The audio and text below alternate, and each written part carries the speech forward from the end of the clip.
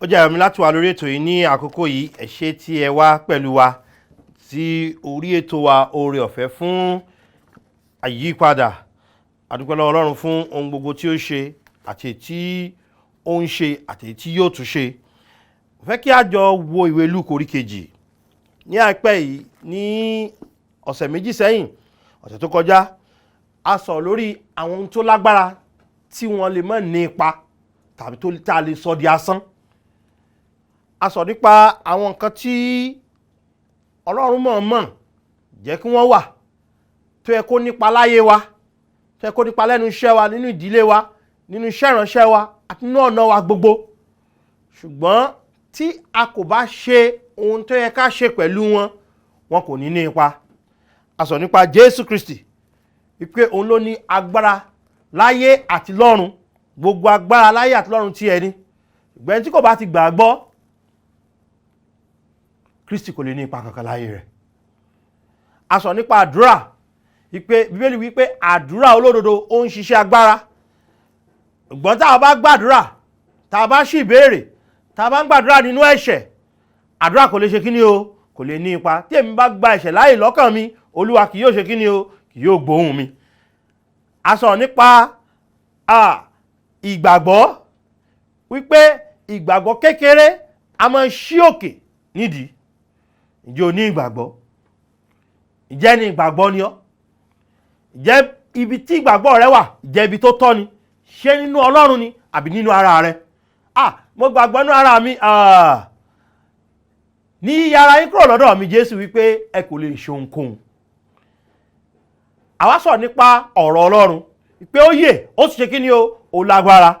Ọ̀rọ̀ Ọlọ́run yí ayé padà. Ọ̀rọ̀ Ọlọ́run lè yẹ kó tẹ̀ wá síwájú ni, ṣùgbọ́n ó ṣeé ṣe kó jẹ́ pé ó lè má ní ipa. Lónìí, mo fẹ́ ká wo ohun kan tó tún lágbára tí ó lè má ní ipa láyé wa tí a ò bá ṣe ohun tó yẹ ká ṣe. Ìwé Lúùkù orí kejì. Ìwé Lúùkù orí kejì. Wọ́n ka ẹsẹ̀ 40 nìkan, wọ́n gbàdúrà, a ó sì bẹ̀rẹ̀ sí wo eléyìí nǹkan wọ̀nyí tó ní agbára tí ó sì lè má ṣe kí ni ó lè má ní ipa. Bẹ́ẹ̀ ni ọmọ náà sì ń dàgbà, ó sì lélé ọkàn, ó sì kún fún ọgbọ́n. Ẹgbọ́n gbólóhùn tó wá tẹ̀lé, bẹ́ẹ̀ ni oore ọ̀fẹ́ Ọlọ́run sì ń bẹ lára rẹ̀. Nǹkan kan tó tún ní agbára tó lè má ní ipa láyé ọ̀pọ̀lọpọ̀ ènìyàn, ó ní oore ọ̀fẹ́ Ọlọ́run. Ẹ kí n ṣàlàyé ohun tí Bíbélì sọ nípa oore ọ̀fẹ́ Ọlọ́run fún wa. Ìwọ kí n tó ṣe yìí, ẹ jẹ́ á gbàdúrà. Olúwa ẹ ṣé fún àǹfààní tí ẹ fún wa láti lè wàásù ọ̀rọ̀ yín lónìí. Ẹ ṣé torí pé ọ̀rọ̀ yín ó ti ń ṣiṣẹ́, yóò sì tún ṣiṣẹ́. Olúwa, nípa ìwà láàyè yín, ẹ lo ọ̀rọ̀ yín lónìí. Ẹ kó ran ayé wa lọ́wọ́. Ẹ kọ́ mi bí wọ́n ṣe sọ, bí wọ́n ṣe gbé kalẹ̀. Jẹ́ kí àwọn ìgbékalẹ̀ náà kó jẹ́ orísun ìbùkún àti ìrànlọ́wọ́ fún àwọn èèyàn yín. Lẹ́yìn eléyìí, tàbárẹ́ni tí kò tíì ní Jésù, kó ń tàn lè gba Jésù lólùgbàlà fún ògo orúkọ mímọ́ yín. Ní orúkọ Jésù Kristi, Olúwa wa. Àmín. Kí náà ń pè ní oore ọ̀fẹ́? Oore ọ̀fẹ́ jẹ́ ojú rere tí ènìyàn ò yẹ fún. Àbí kí n pè ní ẹ̀bùn ọ̀fẹ́. Nígbà tá a pè nǹkan ní oore ọ̀fẹ́, ó túmọ̀ sí pé ohun tá a fi fún yàn, téèyàn ò sanwó fún, téèyàn ò ṣe làálàá gbà, tó kà jẹ́ pé a kàn bùn ni. Oore ọ̀fẹ́ yìí, Bíbélì sọ pé lára ọmọdé yìí, kí ni oore ọ̀fẹ́ Ọlọ́run ṣe o? Ó ló wà ní ara rẹ̀. Ẹ kí n ṣàlàyé àwọn nǹkan tí oore ọ̀fẹ́ máa ń ṣe fún wa. Nǹkan àkọ́kọ́ ni mo fẹ́ ká wò nínú ìwé Títù orí kejì, ẹsẹ̀ 11. Kí a tó yẹ bí oore ọ̀fẹ́ ò ṣe ní ipa, a gbọ́dọ̀ kọ́kọ́ wo ipa tí oore ọ̀fẹ́ ní. Nítorí oore ọ̀fẹ́ Ọlọ́run tí ó mú ìgbàlà fún gbogbo ènìyàn wá ti hàn. Nǹkan àkọ́kọ́ ni mo fẹ́ ká mọ̀ ni pé oore ọ̀fẹ́ ń gbanilà. Ẹ kì í sọ fún wa pé iṣẹ́ rere kò lè gba ẹnikẹ́ni là. Bẹ́ẹ̀ kí n parọ́ fún ọmọ mọ́, ìwà mímọ́ rẹ, iṣẹ́ ọwọ́ rẹ, ẹ̀sìn rẹ, ìfèdèfọ̀ rẹ, àdúrà rẹ, ìṣòru rẹ, ìṣọ́ ọ̀sán rẹ, ohun gbogbo tó rò pé o lè ṣe, ìtọrẹ àánú rẹ, pípa òfin mẹ́wàá mọ́ rẹ kò lè gbà ọ́ là. Ohun tó mú ìgbàlà wá, ohun tí ó sì tún máa mú ìgbàlà wá láti ìbẹ̀rẹ̀ ayé títí di ìsìn, ó ní kí ni o? Oore ọ̀fẹ́. Éfésù orí kejì ẹsẹ̀ kẹjọ, ó sọ fún wa pé nítorí oore ọ̀fẹ́ ni a ti ń gbà yín là nípa ìgbàgbọ́. Kí ló ń gbà wá là o? Oore ọ̀fẹ́. Oore ọ̀fẹ́ ta ni? Oore ọ̀fẹ́ Ọlọ́run. Ṣé rí ìgbàlà kì í ṣe téèyàn lè sanwó ẹ̀. Ipa wa ò ká. Típa wa bá ká ni Jésù ò ní wá sáyé. Jésù wá sáyé láti fún wa ní ìgbàlà ọ̀fẹ́ ni. Ìgbàlà ọ̀fẹ́ ní ìgbàlà. Nítorí pé oore ọ̀fẹ́ Ọlọ́run ló ṣe kí ni o? Ló ń fúnni ní ìgbàlà. Kì í kàn ṣe pé oore ọ̀fẹ́ Ọlọ́run ó ń gbanilà nìkan, ṣùgbọ́n a rí wípé oore ọ̀fẹ́ Ọlọ́run máa ń farahàn. Ẹ padà sínú ìwé Títù yẹn, orí kejì yẹn, ẹsẹ̀ 11. Títù orí kejì ẹsẹ̀ 11 yẹn, ẹ wo ẹsẹ̀ yẹn dáadáa. Ó ní nítorí pé oore ọ̀fẹ́ Ọlọ́run tí ó mú ìgbàlà fún gbogbo ènìyàn wá ti hàn. Kì í ṣe tó farasin ní oore ọ̀fẹ́, ohun tó máa ń hàn ni. Torí pé a máa ń fi oore ọ̀fẹ́ fúnni ni. Ẹ̀yin náà wo ìwé Éfésù orí 3 yẹn, Éfésù orí 3. Ó máa ń hàn débi pé àwọn ènìyàn a máa rí oore ọ̀fẹ́ Ọlọ́run nínú ayé ènìyàn. Éfésù orí 3 ẹsẹ̀ 2. Màá wá lọ ka ìwé Ìṣe àwọn Àpọ́stélì orí 11 lẹ́yìn rẹ̀. Éfésù orí 3 ẹsẹ̀ 2 wípé bí ẹ̀yin bá ti gbúrò iṣẹ́ ìpínfúnni oore ọ̀fẹ́ Ọlọ́run tí a fi fún mi sí yín. A pín oore ọ̀fẹ́ yìí fún ẹnìkan, ó sì jẹ́ oore ọ̀fẹ́ tó yẹ pé nígbà tá a pín fún ó lọ sọ́dọ̀ kí ni o? Ẹlòmíràn. Ṣùgbọ́n wọ́n wo ìwé Ìṣe àwọn Àpọ́stélì orí 11 yẹn ẹsẹ̀ 23. Ìṣe àwọn Àpọ́stélì orí 11 ẹsẹ̀ 23 yẹn, ó wípé ẹni tí nígbà tí ó dé tí ó sì rí oore ọ̀fẹ́ Ọlọ́run ó yọ̀. Mo sọ fún wa lẹ́ẹ̀kan pé oore ọ̀fẹ́ Ọlọ́run kì í ṣe ohun tó ṣe kí ni o? Tó máa farasin. Ó jẹ́ ohun tí ó mú ìgbàlà wá, ó jẹ́ ohun tí à ń fi fúnni, ó jẹ́ ohun tí àwọn ènìyàn máa ń rí. Ẹ yẹ kí n tún sọ nǹkan mi fún wa nípa oore ọ̀fẹ́ Ọlọ́run.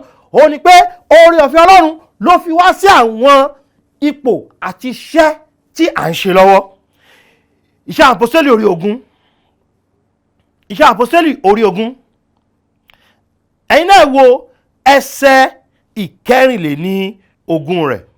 Bíbélì wípé ṣùgbọ́n èmi kò ka ẹ̀mí mi sí nǹkan rárá tí ó sọ wọ́n fún mi, kí èmi kí ó bá lè fi ayọ̀ parí ìrèje mi àti iṣẹ́ ìránṣẹ́ tí mo ti gbà lọ́dọ̀ Jésù Olúwa láti máa ròyìn ìrere oore ọ̀fẹ́ Ọlọ́run. Iṣẹ́ tí ó wà lọ́wọ́ rẹ̀, kí ló ní àfọ̀n lórí ọ̀fẹ́ láti ṣe o? Láti máa ròyìn ìrere oore ọ̀fẹ́ Ọlọ́run. A tún wá wo ìwé Kọ́ríńtì kìíní orí 15 ẹsẹ̀ 10. Paul wípé ṣùgbọ́n nípa oore ọ̀fẹ́ Ọlọ́run mo rí bí mo ti rí. Oore ọ̀fẹ́ rẹ̀ tí a fi fún mi kò sì jẹ́ asán. Ẹ̀gbọ́n tó lò ohun tó dà lónìí, kí ló sọ ní nǹkan dà yẹn o? Oore ọ̀fẹ́ Ọlọ́run. Gbọ́ mi dáadáa. Ó sọ ààrẹ di olórí ìjọ kan ní ọ́. Ó ní ipò ńlá kan lẹ́nu iṣẹ́. Ó wà ní ipò òṣèlú kan. Ó wá wúra rẹ pé agbára rẹ ló gbé ọ débẹ̀. Má yẹ kí n parọ́ tàn jẹ. Ipòkípò tó wà lónìí, bó ti rí bó ṣe rí yẹn, ohun tó dà yẹn, ohun tí ayé rẹ ti mú jáde yẹn, gbọ́ dáadáa, oore ọ̀fẹ́ Ọlọ́run. Kò sí tó sún ọ débi tó dé yìí bí kò ṣe oore ọ̀fẹ́ Ọlọ́run. Ọ̀pọ̀lọpọ̀ wa la máa ń rò pé agbára wa la fi ṣe. Àwọn bàbá mi lọ́jọ́ oore ọ̀fẹ́ gbà ni. Ṣé ó yẹ kí Paul tiẹ̀ lè di ọ̀rọ̀ Ọlọ́run mú kó máa wàásù rẹ̀? Ṣé ó yẹ kí Paul jẹ́ ẹnìkan tí ó máa wàásù ìrere káàkiri níbi kankan? Ṣùgbọ́n kí ló sọ ní tó ń dí oore ọ̀fẹ́ Ọlọ́run láti máa tún ṣe kí ni o? Polongo oore ọ̀fẹ́ Ọlọ́run. Ó túmọ̀ sí pé kì í kàn ṣe pé a lè rí oore ọ̀fẹ́ Ọlọ́run nìkan, ṣùgbọ́n a lè jẹ́ ẹni tí oore ọ̀fẹ́ Ọlọ́run lè sọdá nǹkan tí ó bá wu Ọlọ́run láti sọ wá dà. Ó rere sí lọ́lọ́run máa ń sọ yàn dà. Ọlọ́run kì í sọ yàn di dáadáa. Mo mọ̀ pé o ti gbọ́ tẹ́nìkan sọ pé Ọlọ́run bá mi bà tiẹ̀ jẹ́. Ọlọ́run kì í bá yàn bà tèèyàn jẹ́. Mo mọ̀ pé ẹnìkan ti sọ fún wọn rí pé Ọlọ́run bá mi dọ̀nà ẹrú. Ọlọ́run kì í dọ̀nà èèyàn rú. Ohun tó bá yàn láti ṣe òun ni oore ọ̀fẹ́ wà fún ọ láti ní ọ̀nà tó tọ́.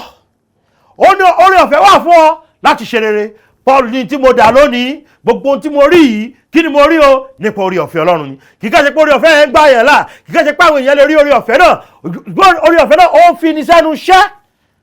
Gbogbo iṣẹ́ ìránṣẹ́ tí Paul ṣe, kí ló fi sẹ́nu rẹ̀ o? Oore ọ̀fẹ́. Ṣé wàá rí tó dùn mọ́ mi tí mo fẹ́ ká mọ̀ ni pé a lè polongo oore ọ̀fẹ́ bí Paul náà ṣe ń polongo oore ọ̀fẹ́. Mo wá fẹ́ kí ó yé wa pé oore ọ̀fẹ́ Ọlọ́run tó fún wa nínú ipòkípò tí a bá wà. Paul nínú Kọ́ríńtì kejì orí 12 mi ò ní kà á. Ó bá Ọlọ́run sọ̀rọ̀ pé kó yọ ẹ̀gún kan kúrò lára òun, ó sì bẹ̀bẹ̀ lẹ́ẹ̀mẹ́ta. Ṣé mọ̀ tọ́lọ́run sọ fún un? Ní yọ. Oore ọ̀fẹ́ mi ó tó fún ọ. Olórin yẹn kọrin pé àwọn tó gbẹ́kẹ̀lé Olúwa yóò borí ìgbìdánwò. Onítorí ìlérí ìdájú, oore ọ̀fẹ́ mi tó fún ọ. Kò sí lówùúrọ̀, oore ọ̀fẹ́ Ọlọ́run tó fún ọ. Lọ́sàn-án, oore ọ̀fẹ́ Ọlọ́run tó fún ọ. Ní àṣálẹ́, oore ọ̀fẹ́ Ọlọ́run tó fún ọ. Ní ìwọlé, oore ọ̀fẹ́ Ọlọ́run wà fún ọ. Ní ìjáde, oore ọ̀fẹ́ Ọlọ́run wà fún ọ. Lẹ́nu iṣẹ́, oore ọ̀fẹ́ Ọlọ́run wà fún ọ. Lójú ọ̀nà rẹ gbogbo, oore ọ̀fẹ́ Ọlọ́run wà fún ọ. Ṣùgbọ́n bóore ọ̀fẹ́ yìí ṣe tó, ó lè jẹ́ asán. Paul wí pé n ò sọ oore ọ̀fẹ́ Ọlọ́run di asán. Wo Kọ́ríńtì kìíní orí 15 yẹn ẹsẹ̀ 10 lẹ́ẹ̀kan sí. Paul wí pé ṣùgbọ́n nípa oore ọ̀fẹ́ Ọlọ́run mo rí bí mo ti rí, oore ọ̀fẹ́ rẹ̀ tí a fi fún mi kò sì jẹ́ asán. Ǹjẹ́ o mọ̀ pé oore ọ̀fẹ́ Ọlọ́run ó lè jẹ́ asán láyé rẹ̀? Báwo lóore ọ̀fẹ́ Ọlọ́run ṣe lè jẹ́ asán nínú ayé mi? Gálátíà orí 2 ni wọ́n ti bẹ̀rẹ̀. Ó kẹsẹ̀ Bíbélì 3 láti fi hàn wá ohun tó máa ń sọ oore ọ̀fẹ́ dasán. Gálátíà orí 2 ẹsẹ̀ 21. Ìwé Gálátíà orí 2 ẹsẹ̀ 21 ní èmi kò sọ oore ọ̀fẹ́ Ọlọ́run di asán nítorí bí òdodo bá ti pa òfin wá, ǹjẹ́ Kristi kú lásán ni. Sórí tó bá ti bẹ̀rẹ̀ sí fi ìgbàgbọ́ sínú òdodo ara rẹ pé yóò mú ọ lọ sọ́run, ohun tó ń sọ ni pé oore ọ̀fẹ́ Ọlọ́run kò nítumọ̀ sí ọ. Èsì ní parọ́ fún ọ, ọ̀nà ọ̀run àpáàdì ló wà.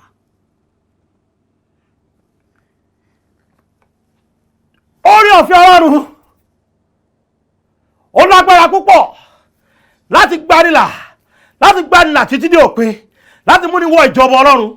Ṣùgbọ́n fún àwọn tí ó fi ìgbàgbọ́ wọn sínú oore ọ̀fẹ́ yẹn ni. Wo Gálátíà orí 2 ẹsẹ̀ 20 yẹn, ó ní a ti kàn mí mọ́ àgbélébù pẹ̀lú Kristi, ṣùgbọ́n mo wà láàyè síbẹ̀ kì í ṣe èmi mọ́, ṣùgbọ́n Kristi wà láàyè nínú mi.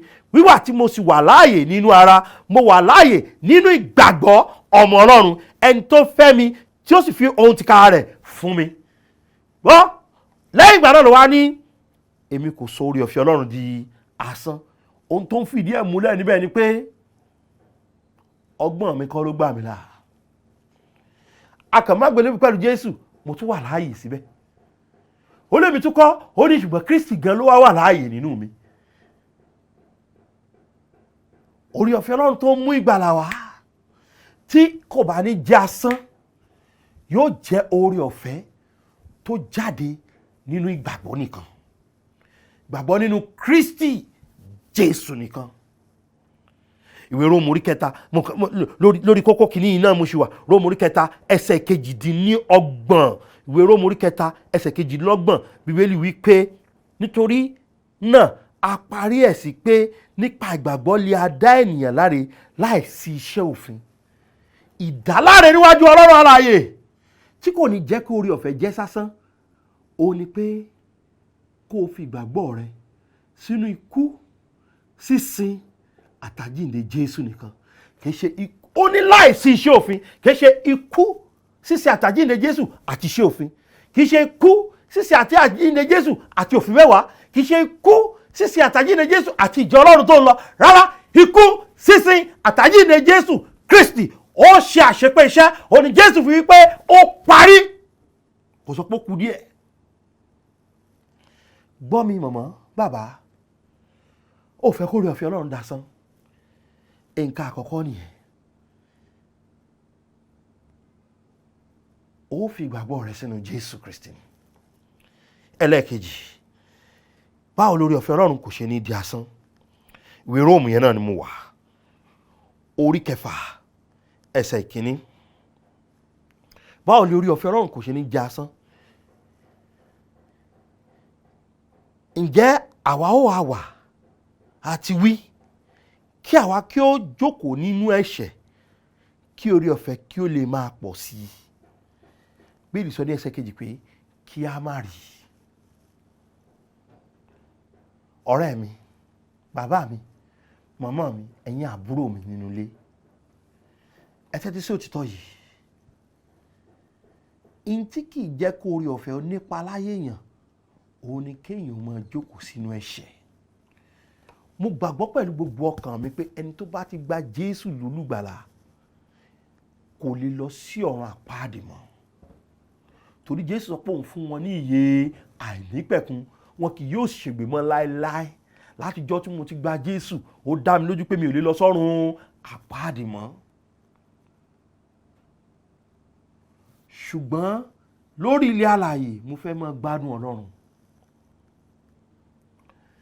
Tí mi ò bá sí láàrin gbogbo ìfẹ́ Ọlọ́run, mi ò lè gbádùn Ọlọ́run. Tí mo bá mọ̀ọ́mọ̀ rìn nínú ẹ̀ṣẹ̀, tí mo rìn nínú ẹ̀ṣẹ̀ àìwà bí Ọlọ́run, mo bá ẹ̀yin ènìyàn tẹ́ gbàgbọ́ nínú ìgbàlà ayérayé sọ̀rọ̀, tó wá mọ̀ọ́mọ̀ tó ń yálè. Obìnrin èlé kọjá lára rẹ kò mọ́ ro èrò panṣágà sí. Bíbélì ló ti dẹ́ṣẹ̀ lójú ẹsẹ̀. O ò lè bẹ́nikẹ́ni ṣòwò pọ̀ kí wọ́n sọ pé olóòótọ́ ni ọ́. Tó olówó bá wà lọ́wọ́ rẹ, ó ṣẹ̀ mọ́wọ́ ni, ó yàn wọ́n jẹ. Gbogbo ìgbà ni ò ní ẹ̀rí pé onígbàgbọ́ rere ni ọ́.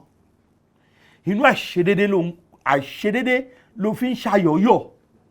Inú àìṣòdodo ló ń gbé lọ́sàn lóru. Máa gbọ́, orí ọ̀fẹ́ ò lè pọ̀ sí.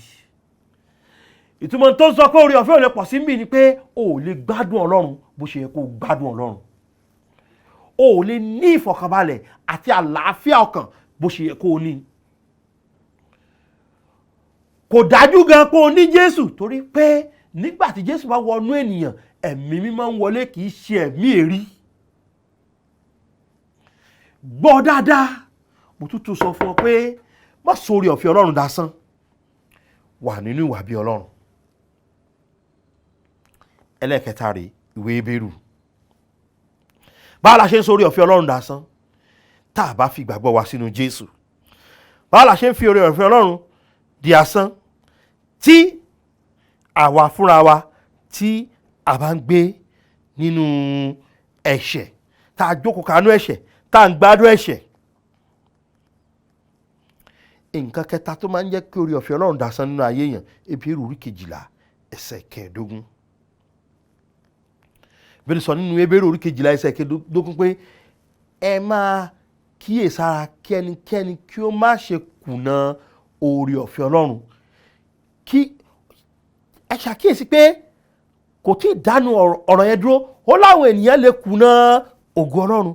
Bó wọ́n ṣá ṣe lè kùnà ògo Ọlọ́run, ẹ wo, ó ní kí gbòǹgbò ìkorò kan kí ó má bàa hù sókè kí ó sì yọ yín lẹ́nu, ọ̀pọ̀lọpọ̀ a sì ti ipa rẹ̀ di àìmọ́. Nǹkan kẹta tó máa jẹ́ kí oore ọ̀fẹ́ Ọlọ́run máa nípa láyé wa, tó máa jẹ́ kó jẹ́ asán, òun ni nígbà tá a bá ń gbé nínú ìkorò. Mo ń bá ìwọ tí o ò ní ẹ̀mí ìdáríjì ẹ̀ṣẹ̀, mo ń bá ọ sọ̀rọ̀ lónìí. Ìwọ tó yẹ pé ẹni tó ṣe ọ́ lógún ọdún sẹ́yìn, ó ti sọ pé ọ̀run lẹ́ẹ̀ ti parí ẹ̀. Wo, òun kùnà oore ọ̀fẹ́, òun kùnà àwọn nǹkan tó yẹ kó gbádùn, torí nígbà tó bá rí inú rẹ̀ ṣá máa bàjẹ́ ni. níjọ́ tó bá rí ọkàn rẹ̀ balẹ̀ bí kò gun ní nǹkan ni yóò mọ gùn ọ́ gàlìgàlì ni.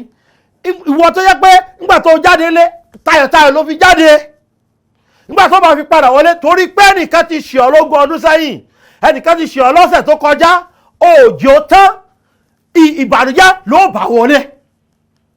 Ìwọ ló ń ṣe ra rẹ, kò sẹ́ni tí ń ṣe ọ́. Torí àwọn nǹkan tó yẹ kó fi gbádùn Ọlọ́run ó gbádùn rẹ̀ torí pé ọkàn rẹ kún fún ìkorò. Bíbélì ní ẹ máa kíyèsára kí ẹ má bàa ṣe kí ni o, kùnà oore ọ̀fẹ́ Ọlọ́run. Kí o má ṣe kùnà oore ọ̀fẹ́ Ọlọ́run. Oore ọ̀fẹ́ yìí pọ̀ púpọ̀, oore ọ̀fẹ́ yìí tó, oore ọ̀fẹ́ tó ń múni dúró ni, oore ọ̀fẹ́ tó ń tẹni síwájú ni, oore ọ̀fẹ́ tó jẹ́ pé ó ní ète láti sọ ní dá ohun tí Ọlọ́run fẹ́ kéèyàn dá ni. Oore ọ̀fẹ́ yìí máa ń múyàn láti inú oore ọ̀fẹ́ sí oore ọ̀fẹ́ bí ìwé Jòhánù orí kìíní ẹsẹ̀ 16 ṣe sọ. Ṣùgbọ́n tó o bá fi ìgbàgbọ́ rẹ sínú Jésù nìkan fún ìgbàlà, o ò lè rí oore ọ̀fẹ́ yẹn, asán ni ó jẹ́. Ṣùgbọ́n tó bá jókòó nínú ẹ̀ṣẹ̀, o ò lè gbádùn Ọlọ́run láyé. Ṣùgbọ́n tó bá jókòó nínú ìkorò ọkàn, ó di yíyàn, oníṣẹ́ tiẹ̀, o ò lè gbádùn oore ọ̀fẹ́ yìí. Oore ọ̀fẹ́ lágbára púpọ̀, ṣùgbọ́n ó lè jẹ́ asán. Ó lè jẹ́ asán torí pé ẹ̀yin lẹ ń sọ ọ́ di asán. Abùn wọn ni, ṣùgbọ́n kì í bá àwọn nǹkan kan rìn pọ̀, kì í bá ìgbàgbọ́ rìn, kì í bá ẹ̀ṣẹ̀ rìn, kì í bá ìkorò ọkàn rìn. Mo fẹ́ kó bẹ̀rẹ̀ sí gbádùn oore ọ̀fẹ́ yìí. Ẹni kọ́kọ́ gba Jésù lólùgbàlà náà. Ṣé o ti mọ̀ pé ẹlẹ́ṣẹ̀ lèmi àti ẹ? Nítorí ẹ̀ṣẹ̀ wa jẹ̀bi ikú. Ṣùgbọ́n Jésù kú, ó san gbogbo gbèsè ẹ̀ṣẹ̀ náà.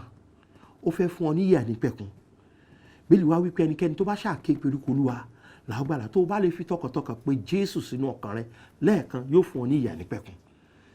Kí ló tó ṣe lè kó tẹ́lẹ̀ bá kó wípé Jésù ọmọ Ọlọ́run, ṣàánú fèmí ẹlẹ́ṣẹ̀ kí o sì gba ọkàn mi là. Mo gba ẹ̀bùn rẹ tí ṣe ìyè àìnípẹ̀kun fún ara mi lónìí. Jésù, mo dúpẹ́ torí pé fún mi ní ìyè àìnípẹ̀kun lọ́fẹ̀ẹ́. Jésù Olúwa wa, àmín. Tó bá ti béèrè fún oore ọ̀fẹ́ yìí, iṣẹ́ ìgbàlà ti ṣe. Bọ́wọ́ tó ń gbé nínú ẹ̀ṣẹ̀, jáwọ́, jẹ́wọ́ rẹ̀ kó o sì sá fún un. Ìwọ tó ń gbé nínú ìkorò, lọ parí ìjà pẹ̀lú ọkọ rẹ, pẹ̀lú àwọn tẹ́jọ́ ń ṣiṣẹ́, pẹ̀lú àwọn aládùúgbò rẹ, pẹ̀lú àwọn tẹ́jọ́ ń gbé, lọ parí ìjà. Tẹ́ bá nílò ìrànlọ́wọ́, ẹ lè pè wá sórí 07038085652 07038085652 tàbí 07087682122 07055307492. Nọ́mbà mẹ́tẹ̀ẹ̀ta yìí ló wà lórí móhùnmáwòrán yín bí ẹ ṣe ń wò yẹn. Èyí tí mo pè kàn yẹn 07055307492. Òun ni WhatsApp wa. Ìwàláàyè Ọlọ́run yóò máa bá yín gbé. Ó dàbọ̀. Adùn nílé tiwa, gbọ̀ngbọ̀n rẹ̀ yóò gba ọ̀run kan, ayé ò gbọ́ pẹ̀lú.